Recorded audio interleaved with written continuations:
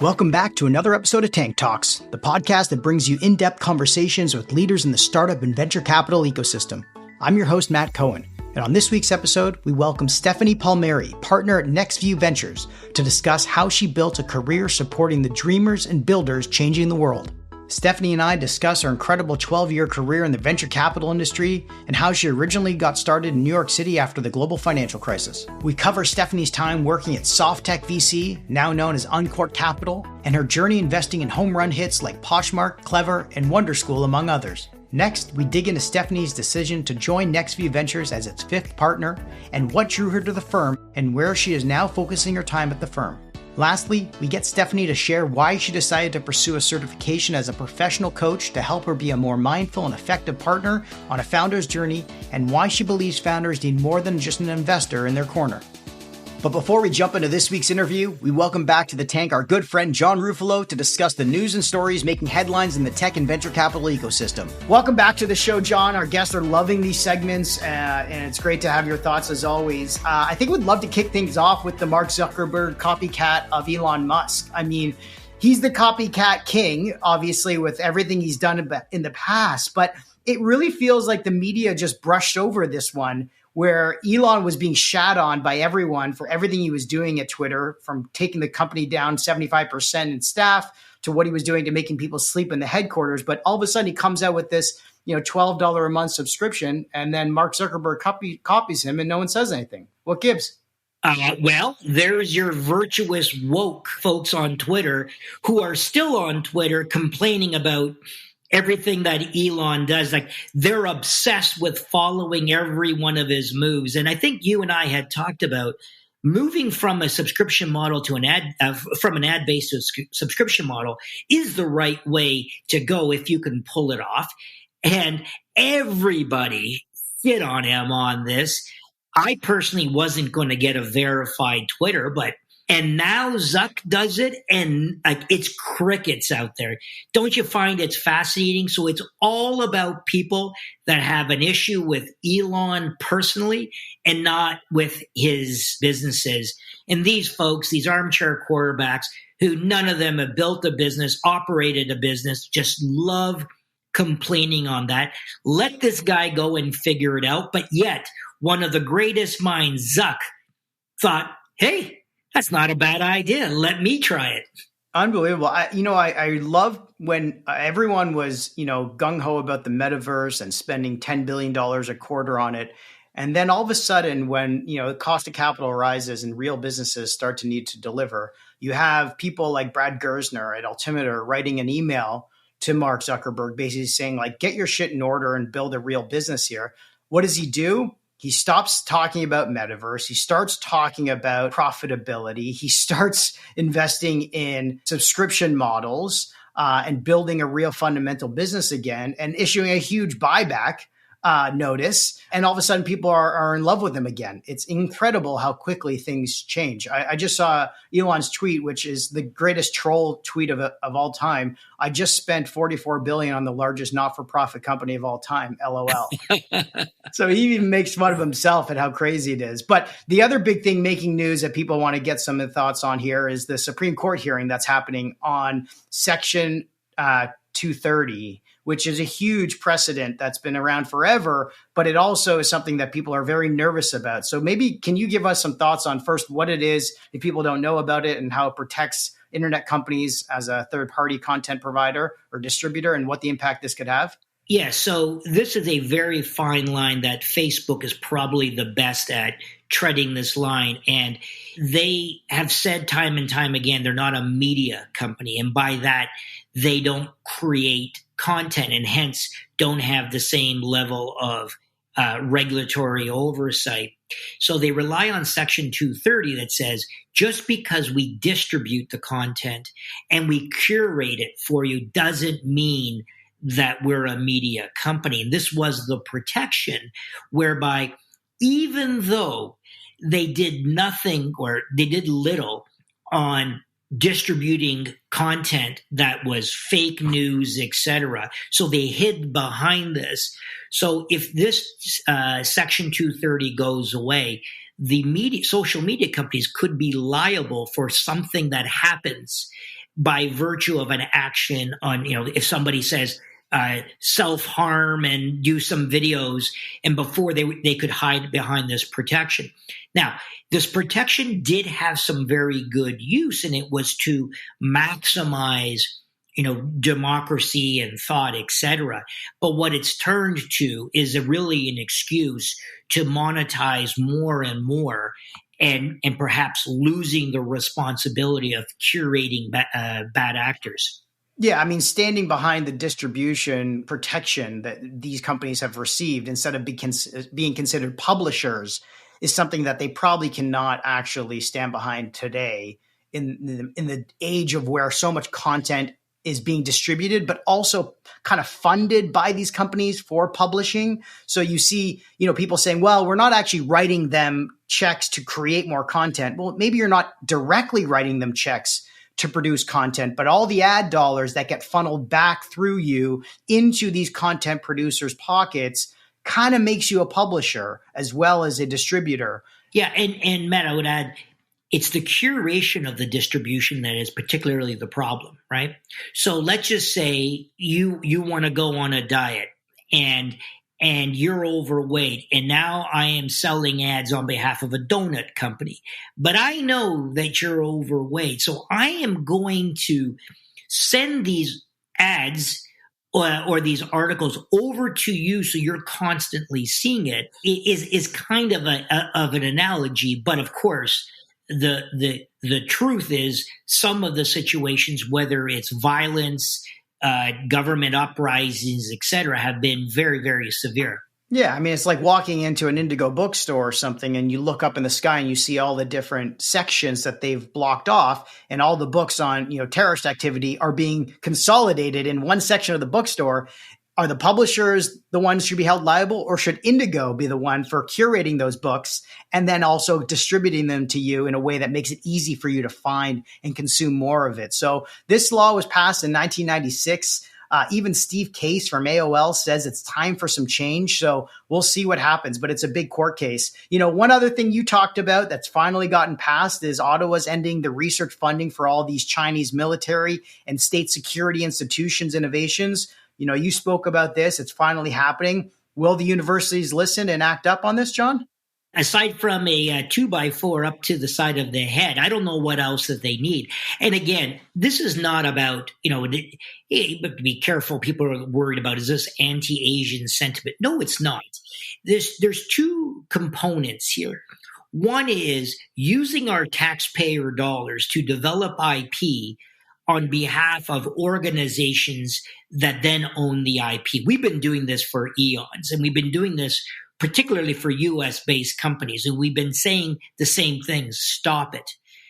That's number one. So that's more of an economic issue. But then when we find out, and again, they've been doing this for years, doing this on behalf of bad actors, whether it's China, Russia, Iran, and using their students and researchers under the guise of, we need to work together so we can find a common answer of something, and not knowing, or actually knowing where the money is coming from, but not caring to ask, I think is an abomination against Canada. And, when they said, oh, we didn't know, well, Canadian government, if you really feel strongly about it, why don't you put a law? Boom. A week later, they do that. Now, a lot of them have, because it's education, a lot of them are provincially regulated. But I'm going to expect to see a number of provinces that are going to follow through. And the thing that just drives me nuts, like, do we really have to legislate morality now? And especially to organizations that have presumably the greatest thought leader concentrations that we have in this country? That's the part that's rather offensive to me. Yeah, it feels like we often default a lot also to having the government intervene in a lot of these moral discussions because we can't solve them as a society on our own. And we end up having to look at them as like, the principal's office or the judge in these scenarios to enact change. And hopefully, with the screening that's going to happen from Canadian universities, maybe they should make all those screens public and how they're screening for certain things that allow it through the funding request cycle. I would love that. Well, I can know that my folks at the Investigative Journalism Foundation would love to have the data, and they would be pleased to publish it so that we know what decisions are being made with taxpayer dollars. And again, a lot of the research is great stuff, but just know who you're dealing with. As you and I as investors, we do your KYC for all of our investors. We need to know, are we dealing with bad actors? This is not like a new thing. Banks, etc., they all have to deal with it. So, hey guys, get on with the program in the 21st century. Speaking of journalism, the TSX Venture Top 50 Performing Companies list came out in the media, and shocked but not shocked, the top performers were mining and energy resource companies.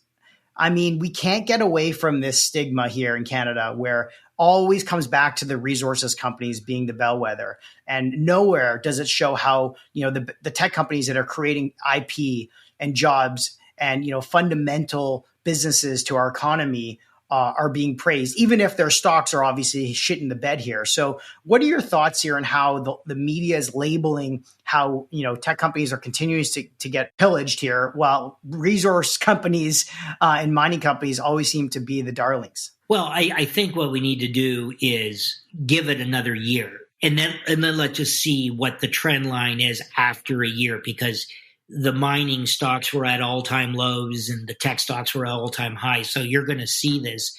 But, what is interesting is there is a refocus back on a lot of these energy stocks that are actually generating good cash flows, et cetera. And I get it. There's some mining that we're asking for, right? If it's, lithium, for example, and those that are of strategic value. But the other thing that was quite interesting, and again, I'm going to give a shout out to the Investigative Journalism Foundation. If you, I don't know if you had a chance to look, they summarized the top lobbyist interactions in Canada for a year. Number one on the list was, I'm going to say it wrong, but the Canadian Mining Association. Isn't that fascinating?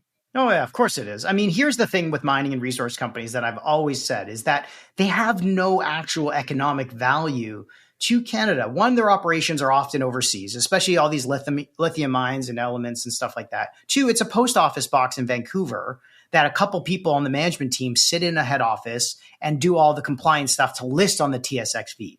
But tech companies are usually being built in Canada, are being invested in by local angel investors, and they take a longer time to go public because they are judged like real businesses, where a lot of people are just digging holes around the world and listing them on the TSX Venture Exchange, but are considering them Canadian companies. They're not, right? Yeah. So why don't we compare apples to apples that way, I guess, is the question. Yeah, I know it's frustrating. It's almost like, are we going back all the time? We go through these cycles all the time. The interesting cycle I'm going to watch for is that, and I think it's going to be different, that in 2001 when the tech sector blew up and it was a ghost town for approximately 10 years thereafterwards, I do think that the tech companies now at least are sustainable businesses. So yes, a lot of them are going to go away. And yes, a lot of valuations are going to go down. But the businesses are still here because they are creating value. So to me, it's going to be about, in particular, ask me this question in 2024 and to see how those companies have continued to survive through 2024 so they can come out of it again. And I'll be much more optimistic, but being in this cycle right now is a little frustrating. But I just hope that we don't change policies and all of a sudden do what a lot of investors do. They buy high and they sell low, when obviously you're supposed to do on the opposite.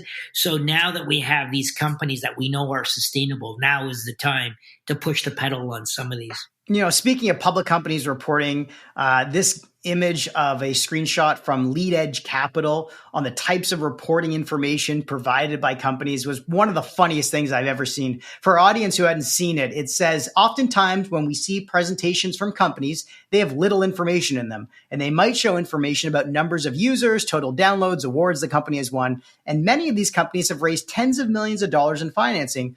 and they should be able to speak to some traction, right? However, they've also created a hierarchy of information in their company decks outlining some of the key terms that they obviously turn back to when they're reporting. For example, if a company has good cash profits, they report those. If a company has good adjusted profits, they report on gross profits. As it goes down the list, it ends off with, if a company doesn't have good subscribers, they report downloads.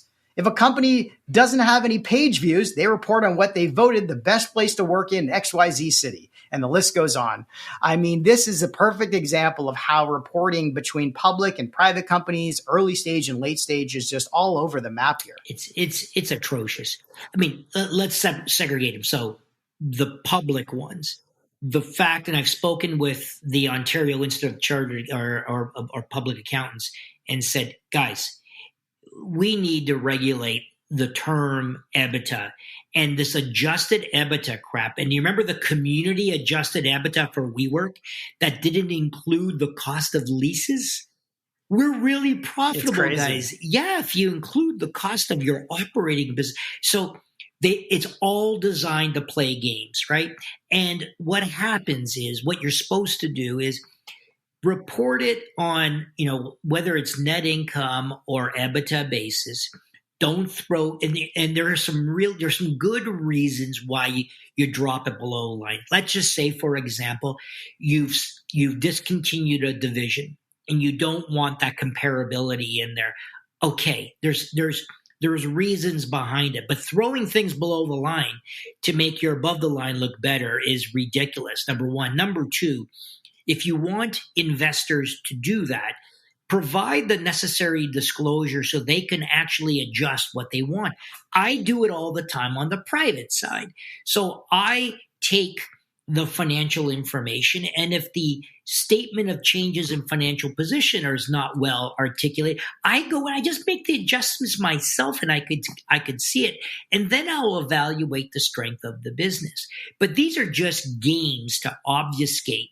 And I got to tell you, folks, when you're doing pitch decks, when you play around with it, it's okay for supplementary information, but where you're trying to give people an indication of where you are financially, but you're too embarrassed, that's a big honking red flag to me that you're just hiding it. And it's okay if the numbers may not look good, but you're going to find out anyway. So all you're doing is you're giving an impression that perhaps you're not very straightforward, and I'm going to have to play the game of figuring out what you didn't tell me and what you didn't show me. Yeah, that's a really good point. When we ask for obviously the board materials at every board meeting, we get the full financial model, and we can break out everything from OPEX to COGS to cash flow. We can develop our own burn analysis to really understand where the company is, not versus what they are just forecasting on the high level numbers. And that's important for investors to ask for that type of information so you can play around with the financial model as well. Great point there, John.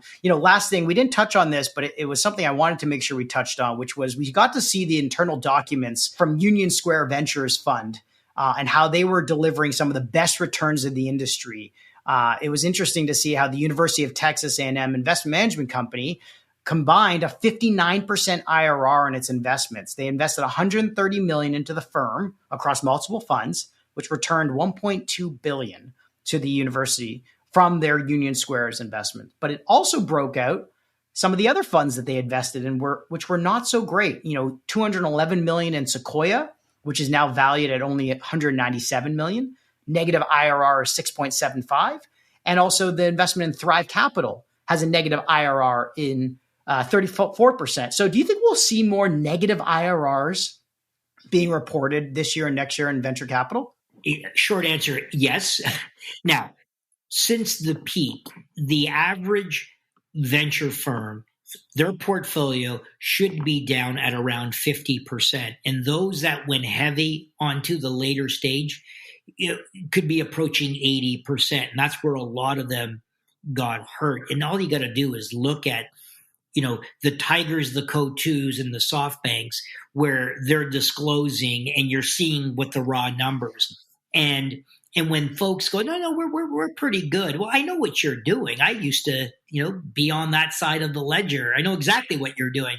And again, it doesn't serve you. Now, what you had just said was very interesting. and we're seeing this. Mark Suster did a great analysis. I remember this a few years ago when he called it the barbell, the massive funds, and then you have these more boutique-ish, smaller funds. And the massive funds are your Walmarts of investing, and they're not designed to hit it out of the ballpark, but they're really an asset management business. They're not an investment business. Union Square is very purposely an investment business. And what Fred Wilson or Albert Wenger will say is, we always raise a couple of $100 million because when you run the math, we know that we could return a good multiple on that. And they've done that time and time again. And in fact, they've now switched to a climate strategy, and let's see them do it again. And these guys are just, I always say they are the most exceptional investing group that I've ever dealt with in my career. And I've been trying to steal as much thoughtware and ideas, and I love those guys. And knowing where you are is important, and knowing where you shouldn't be and where you might not want to be is in the middle, because you're going to get squeezed by both sides. So it is going to be an interesting development of where venture is going to go. And you just saw the report, Q4 of 2022 was the lowest fundraising quarter in 10 years in the United States. Down 65%, I think I saw. Brutal, right? That is the first quarter of the decline. So you're going to see, I think, this bifurcation occur. And as an investor or as an asset man or as a VC or whatever you are, you're going to have to figure out, are you truly an investor or are you truly an asset manager? And both are equally fine, but the strategies are very, very different. That's a great point. Well, thanks again for doing this, John. Always a pleasure. We'll chat soon. Great. Thanks, Matt. Appreciate it. Now let's jump into the tank for this week's episode with Stephanie Palmeri from NextView Ventures. Thanks for joining us in the tank today, Stephanie. Thanks for having me, Matt. It's great to be here. You know, Steph, you and I connected when I think you visited Toronto back for the original Collision Conference in 2019, when I was first getting started into venture capital, and you were so generous with your time. And I just want to say thank you for welcoming me into the VC industry with open arms. And you shared your journey with me and how you got started in the ecosystem. But maybe for our audience, it would be great to hear how you got started in technology and working with startups. I spent the first decade of my career as an operator living and working in New York City. I'm originally from the East Coast. And in the last few years of my living in New York, I went back to business school at Columbia. And the timing was interesting because I had spent a lot of time working in technology, both as a technology consultant and also at a startup building technology for sales and marketing teams, with a stint at actually is a more traditional marketer in between at Estee Lauder. So when I went back to business school, I was really hell-bent on working in venture and or startups, but really with a long-term view of really wanting to break into venture. And so it was interesting timing because I was going back right as the Lehman collapse happened, and we were in the midst of the early innings of the 2008 financial crisis. That was great time in New York from a startup perspective, because not only were the traditional banking and consulting firms not interesting places for engineers leaving college to start working in that particular ecosystem, but also it was the early days for mobile. And what place was better to test out, social local mobile combinations than a city with the density of New York? And so I always say I kept one foot uptown at Columbia's campus and one foot downtown. I had the opportunity to help run one of New York City's first accelerator programs, which was called NYC Seed. I worked with that fund for a period of time while I was in school.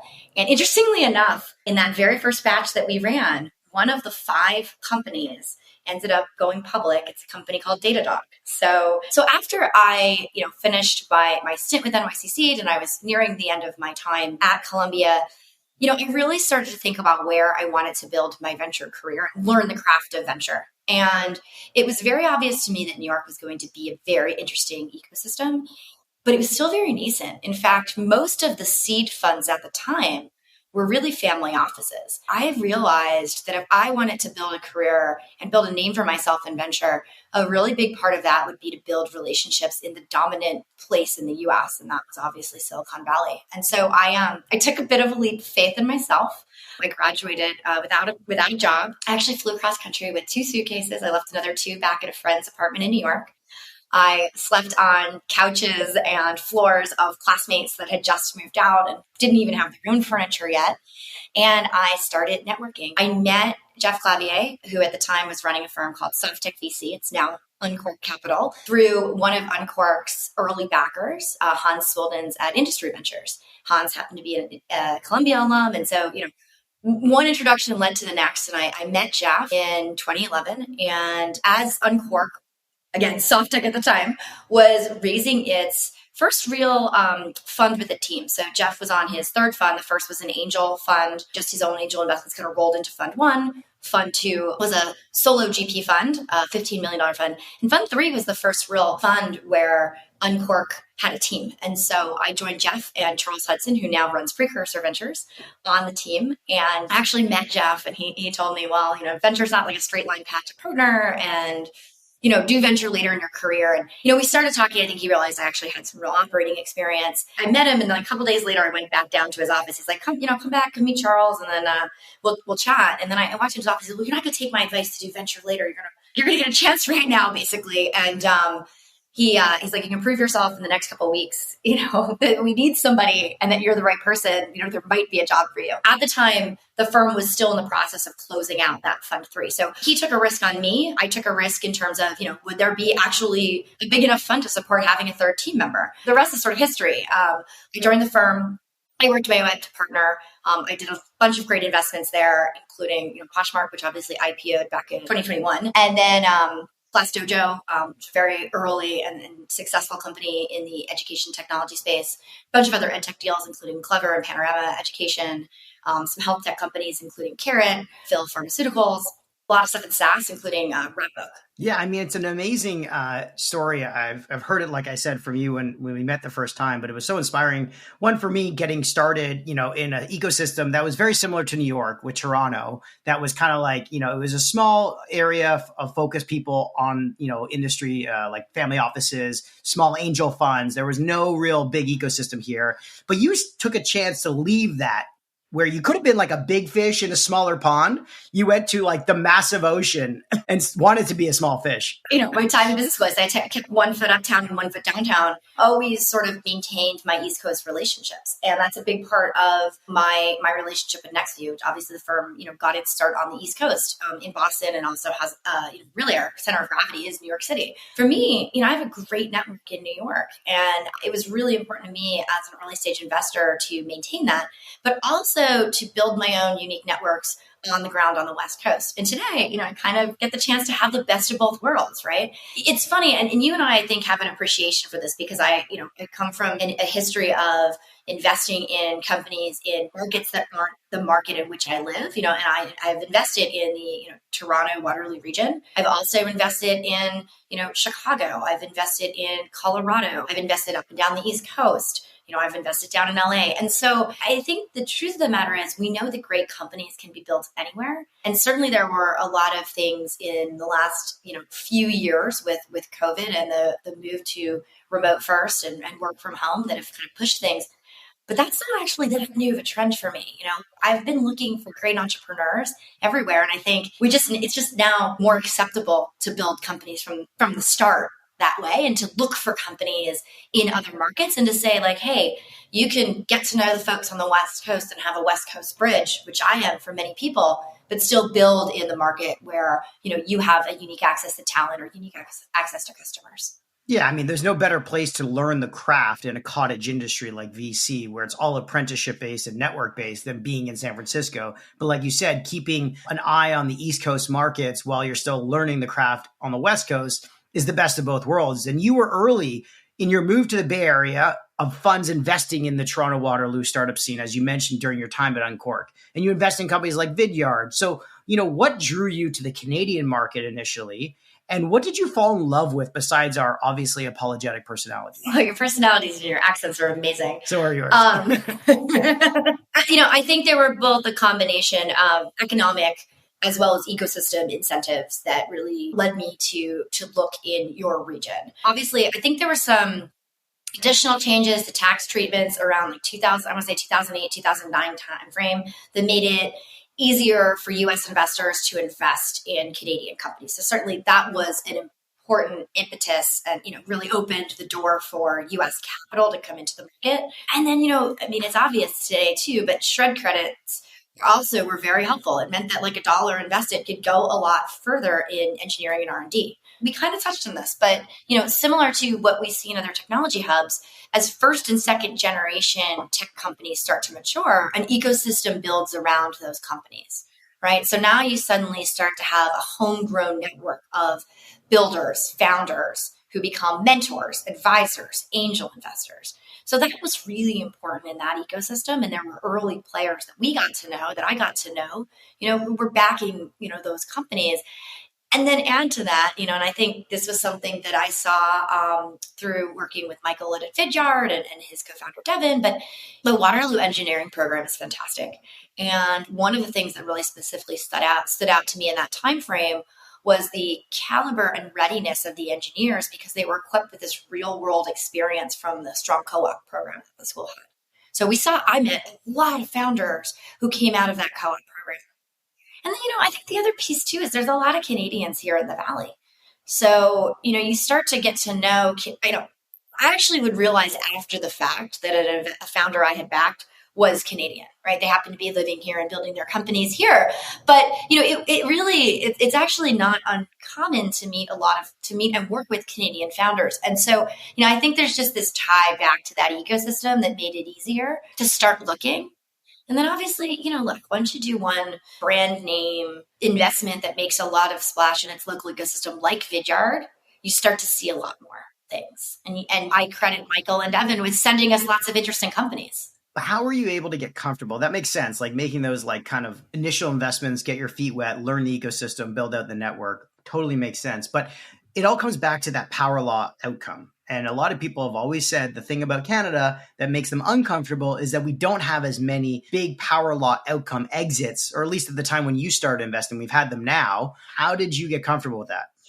It's the same idea. Like, how do you get comfortable with investing in a tech company that's going to be built in Chicago? There may be fewer examples to point to, but sometimes there's examples to being advantages, to being the big fish in the smaller pond, right? You get to stand out.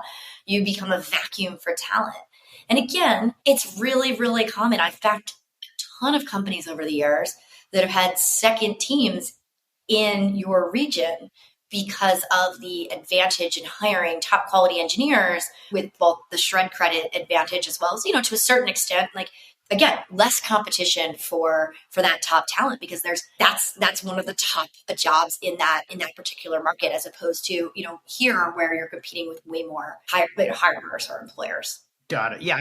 Speaking of competition though, during your time working at Uncork with Jeff and Charles, and then before we get into your new role at NextView, I need to understand like the landscape has changed a lot since your time that you've entered the VC industry till now. What would you say the biggest change at the early stage has been that you've witnessed during your time in the industry?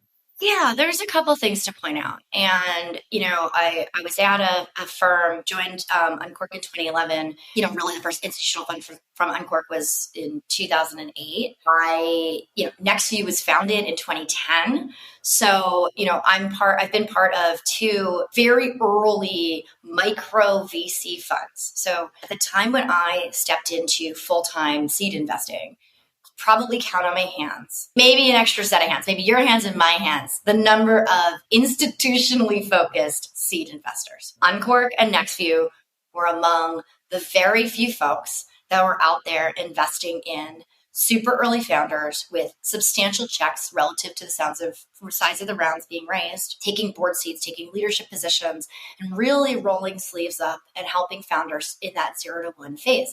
And what's been great from an entrepreneur's perspective is that there's a ton of capital available to founders at the earliest stages right now. There's been a proliferation of micro/emerging manager funds that have been raised in the past, call it decade. And so what that means for me as someone who comes from, a very, very, and helped grow the story of a very, very early player in that market, and is now again, working with one of the foundational firms in the emerging manager landscape, it means that there's more competition, there's more noise to get into the best deals. What I think I really tend to focus on is there's real institutional knowledge and learning from having backed and seen the backing of hundreds of seed stage companies. NextView has backed over 160 companies in its 12 years in business. My time at Uncork, I probably again also witnessed and was part of similar number of seed investments. And so if you think about that, there's a lot of repetition. You and I both know this. It takes a decade to see a seed investment really come to its full potential. It takes a decade in many cases to see a company go from that earliest ideation phase to IPO or to massive acquisition potential, even though there's noise in the ecosystem, even though there's more managers out there. And that's a good thing for entrepreneurs. There's access to a lot of capital. There's still a distinction between understanding what that full cycle looks like and being able to support a founder along that full journey. Well, just going on that sort of thought process of how much availability of capital there is and how much competition there is in the early stage venture market, you decided to join another early stage fund and join the sort of herd of other VC funds, even though NextView is a very storied firm. I'd love to understand the thought process you went through in joining NextView as their fifth venture partner and how this role kind of came to be. So I'm the fifth partner. We're an equal partnership. The reality is I've actually known my partners at NextView for essentially my entire time in venture. We've co-invested together many times over the years. We've competed with each other. We've worked on things that have been hard and worked through tough times with companies. And a lot happens behind the scenes, right? It's great to talk about the success stories. It's another thing to really support a company and a founder when things get hard, and you learn a lot about the people around the table. For years, I always really respected the work that my partners were doing at NextView. I was really excited to see when Rob, Lee, and Dave brought Melody onto the team 5 years ago, and we're expanding the partnership and kind of expanding that presence with a home base in New York City. The other thing I've really admired about NextView over the years that I think has become a challenge for a lot of the emerging manager micro VC funds is NextView has stayed really true to its roots of investing at seed and only at seed. And so we invest in both seed and pre-seed rounds. We are 100% focused on investing with companies building for 0 to 1. Relative to many of our peers, we've constrained the size of our funds because we really want to have that focus on the earliest stages. And so I think what was really unique as I was considering joining NextView was not only did I know the people incredibly, I have so much respect for my partners. They're smart, they're humble, they're ambitious, they're genuinely good people.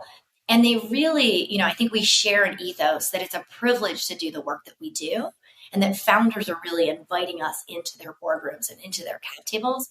But on top of that, I was really excited to work at a place where the focus is on 0 to 1. The focus is on seed. And the focus is on, supporting founders at that very foundational part of their experience. I think the collaboration that we have as a partnership is incredible. And I think that only serves to make the founders we back more successful. It's very compelling to know that you've co-invested with them, you've worked with them on boards, you've obviously stayed friends with them over the years, you've been in venture, and to know that they've stayed in their lane and stayed true to their foundational promise to LPs is really important. I think when funds really start to scale too broad and lose a bit of their focus, it's times like these that they have to have a hard reset. And that becomes hard on the partners as well. I got to ask though, during your transition period, did you ever consider starting your own fund, and what made the offer to go join NextView so compelling? Yeah, it was always a possibility, right? I think, if anything, I got a front row seat to what it's like to build a crowd fund, right? So, and I think if you look at a lot of folks that start first-time funds, many of them are coming out of much larger institutions. So unlike a lot of my peers that I started in venture with, the cohort of people that, joined much larger firms, I actually was in the room fundraising from the earliest days, right? So it's, I worked on audits. You kind of do soup to nuts when you're at an early stage fund. Everybody rolls up their sleeves and does a lot of things. So I never had this it's really glamorous to have my own firm, right? For me, what I really cared about was working with a team and believing that the team I was working with was positioned to win. And then also, that we were aligned on values, right? And so I knew for myself that being a solo capitalist was not a strong fit. I did some angel investing on the side. It was a lot of fun, but I really wanted to be bouncing ideas. I wanted somebody to, challenge my assumptions. I want to learn from the people around the table. For me, the solo capitalist thing is not the right move. So, what I thought about was, who are the people that I want to work with, and what's the construct in which we're going to work together? And so I kept a very open mind. Am I going to find a partner, or am I going, and start something from the ground up, or am I going to join a team? And the reality is, like, I love my partners. I love working with my partners. And, this was the right thing for me to do at this stage of my career. And I'm really excited to build the next generation of NextView along with Melody and Rob and Lee and Dave. So yeah, it was a possibility, but did we really need another seed fund, or should I go and just make a great seed fund, maybe just a little bit greater? Well, speaking from firsthand experience, going through the fundraising, the audits and the paperwork and everything as a solo GP who didn't get hired to work at a VC fund, even though I tried, I had to start my own fund, but I'm not looking back and I'm very happy where I am today. But speaking on NextView specifically, you guys recently announced $200 million of funding across 2 new funds. Can you explain more about sort of the focus of the firm right now? And then we'll jump into the accelerator program that you guys also have running as well. Yeah, so we raised $200 million. That's across 2 funds, as you mentioned. 135 is for our core fund. It's exclusively focused on investing in seed and pre-seed companies. The remaining $65 million fund is our opportunity fund. So we'll invest that fund in companies that are already in our orbit, that are in our portfolio. And so that's for follow-on later stage. So let's focus on what the core fund does. Like I said, exclusively focused on seed. I think that's the most important thing for founders to know. That's all we do. That's our bread and butter, 0 to 1. Thematically, we invest in what we call the everyday economy and founders building for everyday people and everyday jobs. So simply put, we're investing in companies that leverage best-in-class technology to improve and modernize how we live and how we work, how we learn, how we play, how we care for our health, how we care for the planet. That means that about half of our investments are going to be consumer facing. So they could be social companies, they could be paid subscriptions, they could be transactional commerce, or they could be marketplaces. And another half of those will be in B2B. So that could be a B2B software across any number of industries where the end user experience really matters. Or it could be the enabling technology that supports or facilitates a consumer or business transaction in some way. What we're really focused on, though, is that application. You won't find me or my partners investing in infrastructure, deep tech, security. We're focused on, the application and changing user experiences for the better. So it's a broad mandate, and it's intentionally broad. It's intentionally meant to be malleable because the underlying technologies and platforms are going to change over time. Like a decade ago, we were investing in mobile companies. We don't say mobile today, right? Today, a lot of folks are investing in AI companies. The reality is those are companies building applications leveraging AI and ML, right? So I think one of the things that maybe is most interesting is for me to say, like, if you look at the first, I think we've done under 10 investments out of the new fund so far. It's brand new, but they are, I think, representative of what we'll do in this fund. We've invested in a fintech company. We've invested in a couple companies in health tech and digital health. We've invested in commerce enablement. We've done a little bit of crypto. We've done some things in generative AI. We've done supply chain, and we've done social. So, everyday economy is really founders building companies that fix broken end user experiences, and they use technology to do it. Yeah, it sounds like a very broad mandate, but also very specific in what you won't touch, which makes a lot of sense. But talking about going from 0 to 1, you also go from 0 to 0.1 with the accelerator program. Yes. So please explain how you do the accelerator program that kind of feeds into your founder focus and the sectors you're looking to invest in through the accelerator mandate. Right now, we have an open call for applications for the 2023 accelerator. For founders that are interested, I'm sure you're going to share this, but it's nextview.vc. You can find the application on our website. It's different from what most accelerator programs look like, and it's done intentionally so. We have very clear terms. Well, let's start by saying, like, a lot of programs can be a little bit opaque with the terms that they offer. Oftentimes, the teams are sort of grinding towards this demo day where everybody is, in a sense, competing for mind share and, of course, dollars. And dozens or more, maybe hundreds of companies are part of these programs, in a cohort or on an annualized basis. So there's a lot of noise. What makes us different is, very, very clear terms for a $400K investment, bespoke programming, very much meaningful one-on-one time with partners. Partners and I will each be paired up with a company, and we'll meet one-on-one on a weekly basis with the company that we're paired up with. And then each company will get a second partner that they'll meet on a bi-weekly basis with. So that's a lot of partners. The companies and the founders don't have to relocate, but we do have opportunities for them to have meaningful connections, both in New York kickoff and San Francisco with our closing. But most importantly, we don't have a demo day.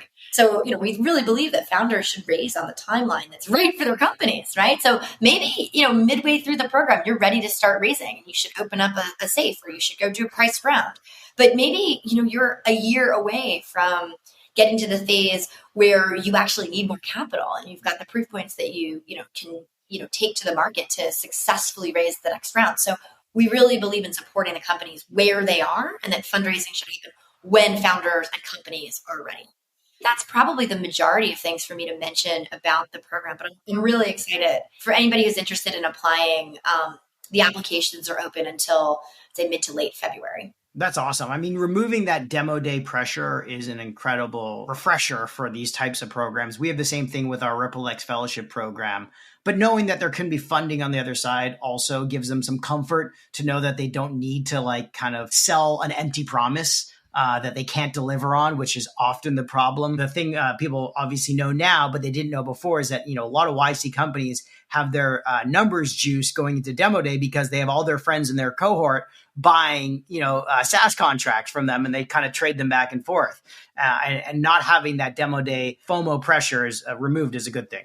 Yeah, I mean, look, there's some great companies that come out of YC, but when you have 2 minutes to watch a pitch and none of the axes are labeled on the graph, what kind of traction are you looking at? Is it cups of coffee you drank over the last 8 weeks? Yeah, exactly. Now, you've been investing at the early stage, but also been graduating with companies over time for a long period of time over your career. I've got to ask, what is your perspective, first off, on founders pursuing early exits? And then secondly, how have you changed as an investor as companies mature into the later stage and eventually the IPO space in affecting your early stage mindset? Founders pursuing early exits is a really interesting question. When I invest in the founders that I back, I think we have a shared vision for wanting to build big companies that, have millions of users or impact millions of lives in some way, and, could be worth billions of dollars. And I think, but over time at seed, even in the course of, 6, 12, 18, 24 months, you start to get more data and you start to learn, what that market opportunity really looks like, the competitive landscape, what it means to go to market, are the hypotheses that you have proving out to be true. There's different kinds of early exits. There's early exits where, hey, it turns out our hypothesis wasn't right.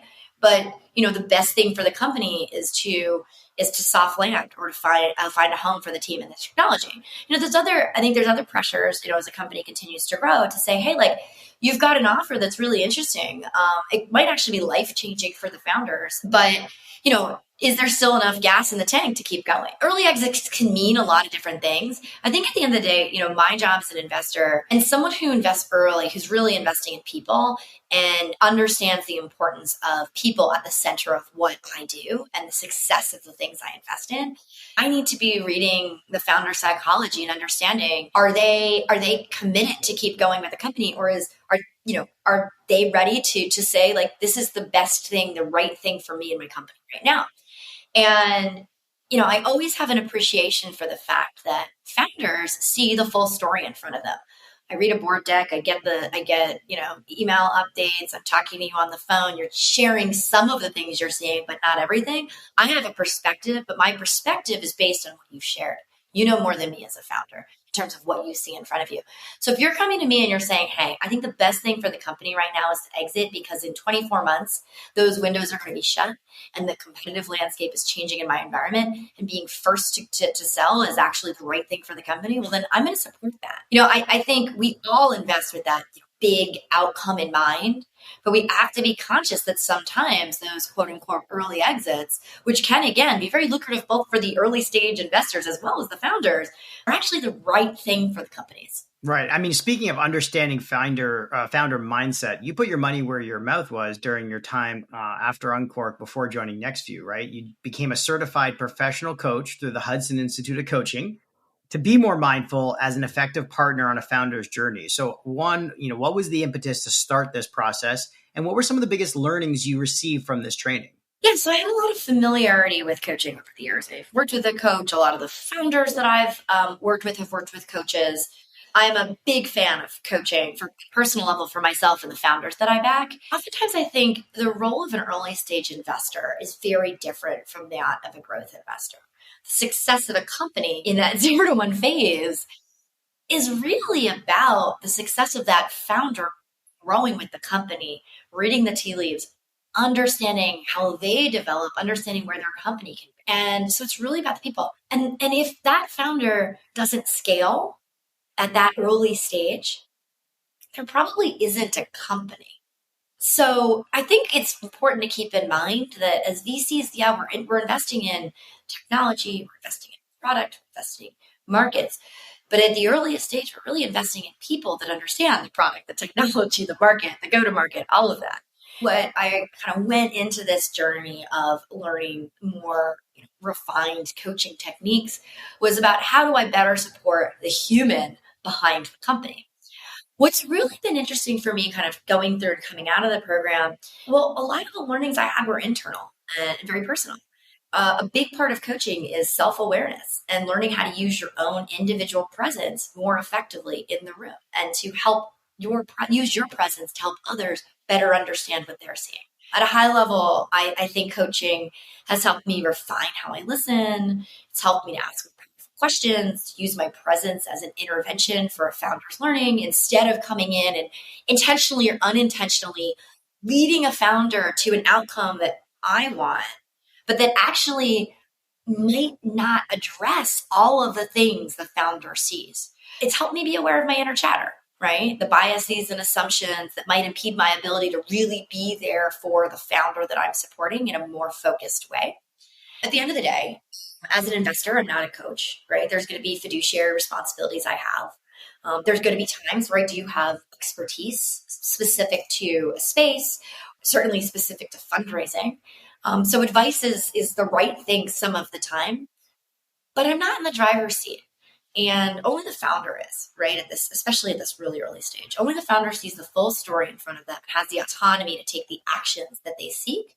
And I think my job as an investor, and kind of fed by my experience as a coach, is to work with founders to make them more aware of the choices that they have, given the current circumstances, constraints, as well as the opportunities, and kind of focus where they want to go, which is also, again, tied back to early stage companies are really about people, where they want their companies to go.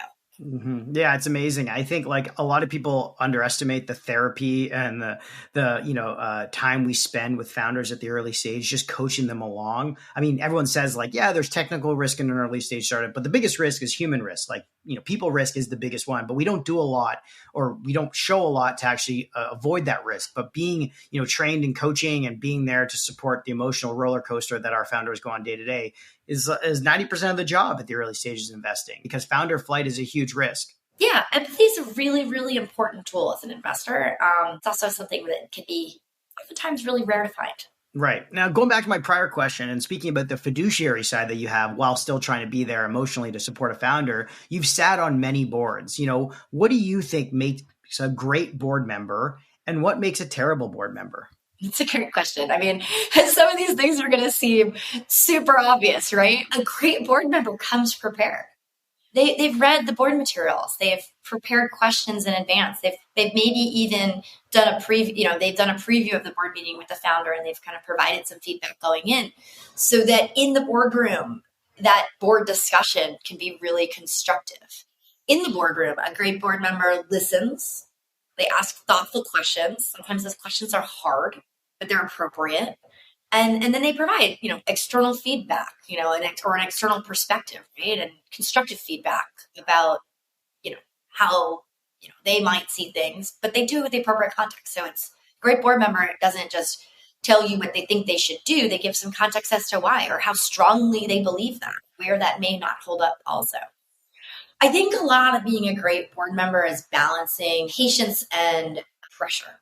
And so it is about being supportive of founders and certainly reading when maybe in a particular moment in time, the founder might be going through a difficult period. It could be a personal difficult thing, and maybe too much pressure in that moment might be not the best way to reach your own goal, but also putting the right amount of pressure on when that pressure is necessary and leaning into hard conversations. And leading into hard conversations is difficult, but you have to do it with courage and with authenticity. I think great board members do that. I think a great board member also builds strong relationships outside the boardroom, both with the founder, but also the other board members and key stakeholders, right? Because, when it comes time to have those tough conversations, when it comes time to give really difficult feedback, that's going to be a lot more effective when there's some degree of history before that. I think also a great board member is encouraging others in the room to speak and looking for the voices that are quieter, trying to solicit, opinions and perspectives that might not be heard. Whether that's the co-founder that's not speaking up, whether that's the observer in the room who actually maybe is the only person who uses the product. Like a great board member is listening to that too. So you can say, what's a terrible board member? Well, I think one of the things that makes the worst board member is someone that comes in is more focused on their personal agenda or their firm's agenda rather than supporting the CEO and the company. They're bringing their own anxieties into the boardroom. They're needing to prove that they belong in there, show that they're the smartest person in the room. Well, guess what? Being a board member is not about showing you're the smartest person in the room. Oftentimes being a board member is keeping your mouth shut and paying attention to what's really happening. I'd say those are things to think about. And, I think the final thing I'd say that makes a terrible board member is someone who, doesn't have those tough conversations, cedes them to other people, right? I mean, you want your board member to be curious, to ask tough questions, and not just to simply be a cheerleader. Yeah, I mean, I definitely don't have as much experience as you. I've probably been on over a dozen boards. You probably have double that, but I completely agree about being ill-prepared. There's nothing more frustrating than sitting in a 2-3 hour board meeting and someone just regurgitating things that were sent out days ahead that could have been answered just by looking at the slides.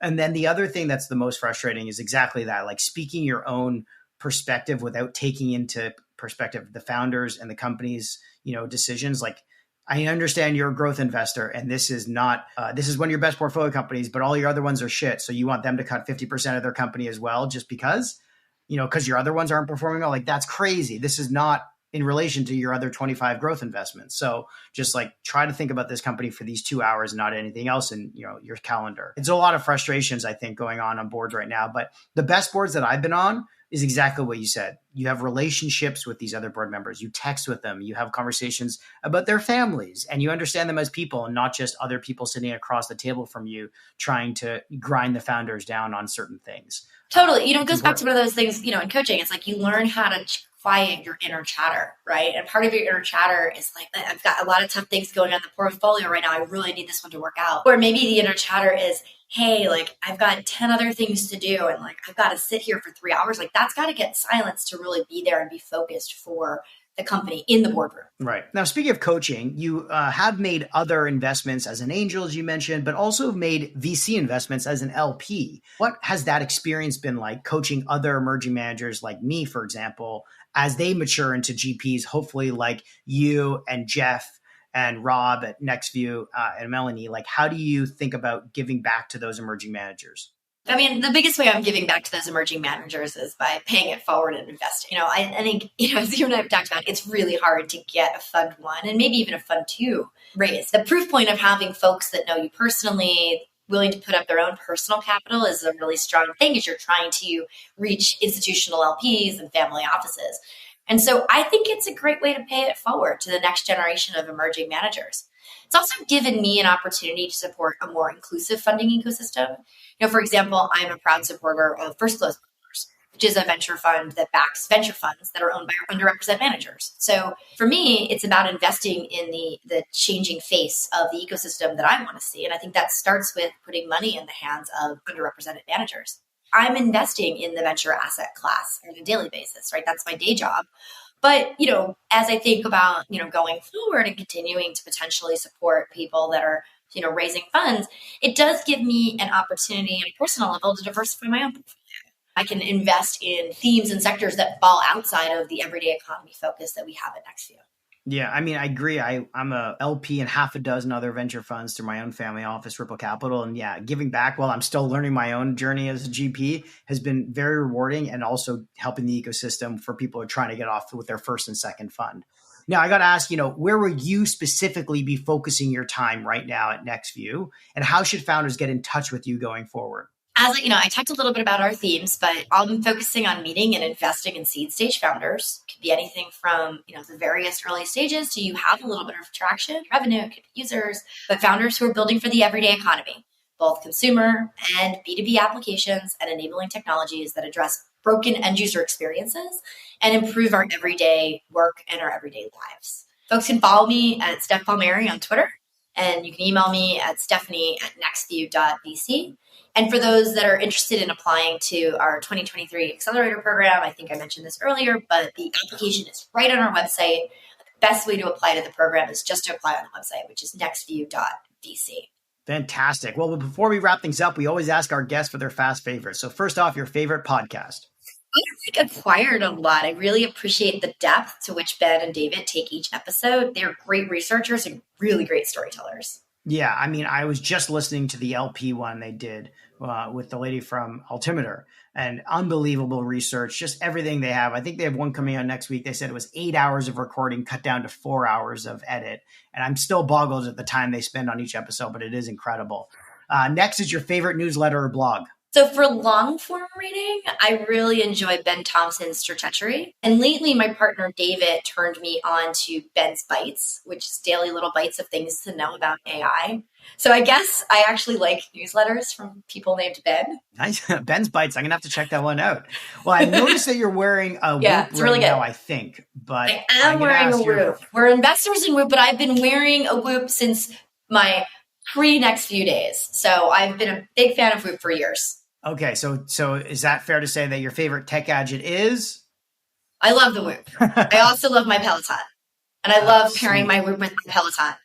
The combination has been really helpful for me to really understand my own performance. The other thing I love about the Whoop is Whoop gives me a lot of how to optimize my performance, but it also gives me permission to let my body rest too. And I think that's really important. That's definitely important. Now, who would your favorite instructor be on Peloton? That's a tough one. I love Alex. I love Robin. I love Tunde. But lately, I've actually been doing a lot of Matt Wilper's rides because of forgetting the type of ride he does.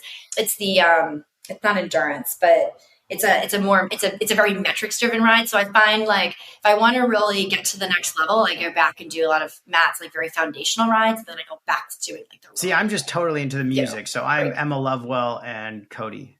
Oh, I do love Cody. He's a good laugh. I love XOXO Cody.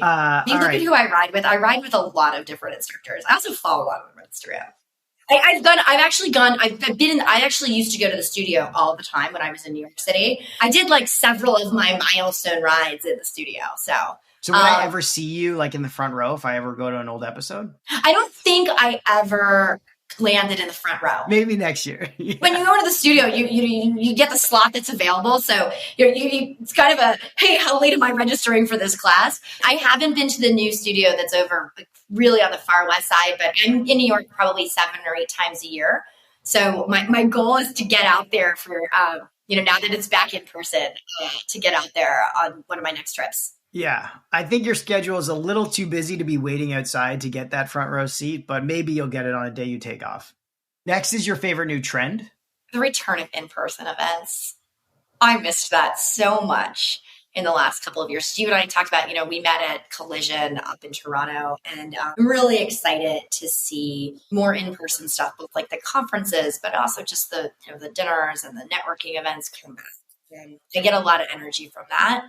And it helps me fill my tank. Yeah, we just hosted our 60-person Ripple X Fellowship event last night in the city. We host 2 events a month, and we're going to host events around Collision. So hopefully you'll be up here for that this year and we can partner up on something. But next is your favorite book. So right now, recently I read Andy Dunn's Burn Rate, and it really stands out to me. I don't know if you've read it. It's a memoir of his struggle with mental health while founding and scaling Bonobos. It's really rare to find a book with this much candor about mental health and entrepreneurship. And I think it's a really important conversation for us to have. Andy's also just a fantastic writer. So in many ways, it reads like a novel, but it's all true. And it's also a business book at the same time. So I highly recommend it. I think it's an important part of the conversation around founder mental health. That sounds fantastic. I'm going to check that out, Burn Rate. And last but not least, your favorite life lesson. So years ago, someone told me that New York will always be there. And, take a leap of faith in yourself and try something new. So for me, I think it's about, trusting your instincts and knowing when it's time to make a change and knowing that if you're prepared, you have a prepared mind and you're capable and, when it's time to change and do something, just go for it. That's fantastic. Someone gave me the same advice. Turns out New York is still there and I'm there often. Exactly. Someone said the same thing to me when I was leaving Toronto to go to New York. Toronto will always be there and never change. So don't feel bad leaving. But thank you so much for joining us in the tank today with Stephanie Palmeri, partner at NextView VC. Matt, thanks so much for having me. It was great to talk to you and I'm excited to share the story with your Tank Talk audience. Thanks for listening to another episode of Tank Talks. To learn more about this episode, be sure to go to Apple Podcast or Spotify to find more detailed notes on this episode or to check out previous episodes. Also, if you enjoyed this episode, please leave us a review and a rating as it helps us out a lot. And hit that subscribe button so you can get notified when new episodes come out. Finally, make sure to give me a follow on Twitter at Maddie B. Cohen or at Tank Talk Podcast to stay up to date on new episodes or to be a guest on our show. Till next time,